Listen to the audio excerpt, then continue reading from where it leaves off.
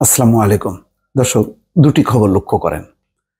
একটাই বলা হচ্ছে বন্ধ থাকছে ফেসবুক, টিকটক।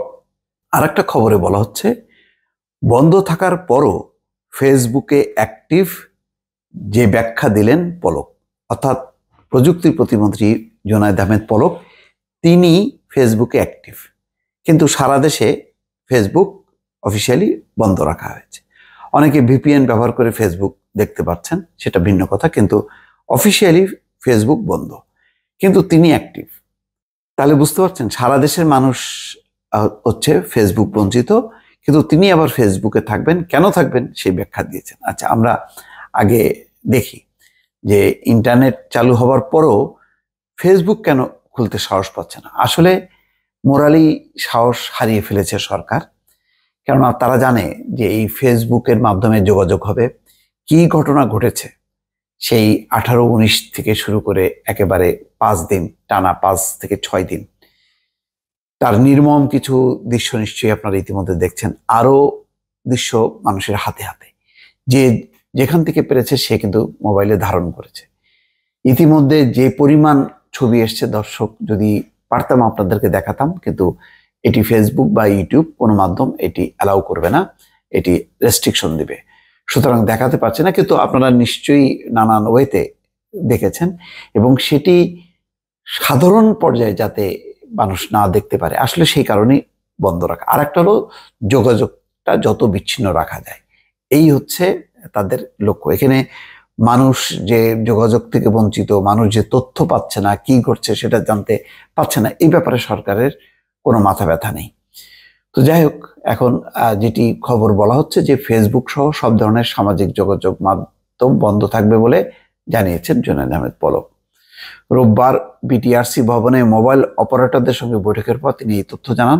পলক বলেন, 31শে জুলাই ফেসবুক, টিকটক সহ সোশ্যাল মিডিয়ার প্রতিনিধিদের বিটিআরসিতে তলব করা হয়েছে 31 তারিখে।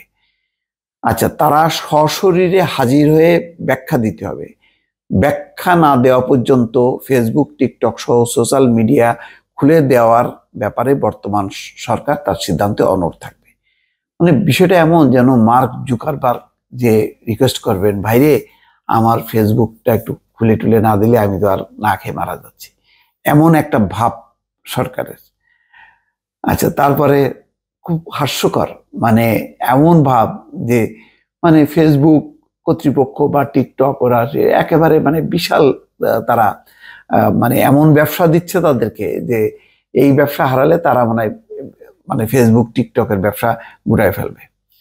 আচ্ছা, এখানে কেন ফেসবুক বন্ধ রাখার পরও ওনার নিজের ফেসবুকটা সচল, তার একটা ব্যাখ্যা তিনি দিয়েছেন। বলেছেন, গুজব প্রতিরোধে মানুষকে সঠিক তথ্য জানাতে সামাজিক যোগাযোগ মাধ্যমে তিনি সক্রিয় রয়েছেন। তাই সব তথ্য মানুষ জানতে পারছে। আসলেই এটা তো খুব অবাক ব্যাপার যে সরকার সব তথ্য জানাচ্ছে। অর্থাৎ সরকার মনে করে তারা মিথ্যা যেটা বলবে সেটা গুজব না, সেটা হলো সত্য, আর সত্য যেটা সেটা হচ্ছে গুজব। ওই সত্য তথ্যটা আসলে মানুষ যাতে না জানতে পারে, এটি হচ্ছে আসল উদ্দেশ্য। পলক বলছেন যে তিনি সহ সরকারের গুরুত্বপূর্ণ প্রতিষ্ঠানগুলোও এভাবে সক্রিয় থাকতে পারবে। 23শে জুলাই ব্রডব্যান্ড ইন্টারনেট চালুর পরপরই প্রতিমন্ত্রী নিজের ভেরিফাইড ফেসবুক পেজ থেকে পোস্ট দেওয়া শুরু করেন। তিনি প্রতিনিয়তই নিজের বিভিন্ন কর্মকাণ্ডের তথ্য নিজের ফেসবুকে পোস্ট করে আসছেন। এছাড়া বিভিন্ন আয়োজনে সরাসরি সম্প্রচারও করছেন তিনি।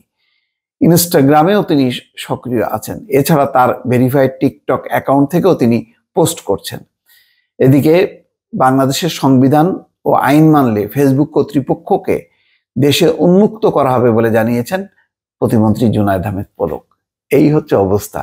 দেশের মানুষের যে অসুবিধা হচ্ছে এটা বড় কথা না, এটা হলো ফেসবুক কর্তৃপক্ষকে এসে বলতে হবে যে ভাই আমাদের একটু অনুরোধ করা হবে, এবং সরকার যেগুলি সরকার মনে করবে গুজব সেগুলিকে তারা রেস্ট্রিকশন দেবে, বন্ধ করবে, আর তারা যে মিথ্যাগুলো সত্য বলে সামনে আনবে সেগুলিকে জানে, যাতে তাদের প্রচারে কোনো অসুবিধা না হয়।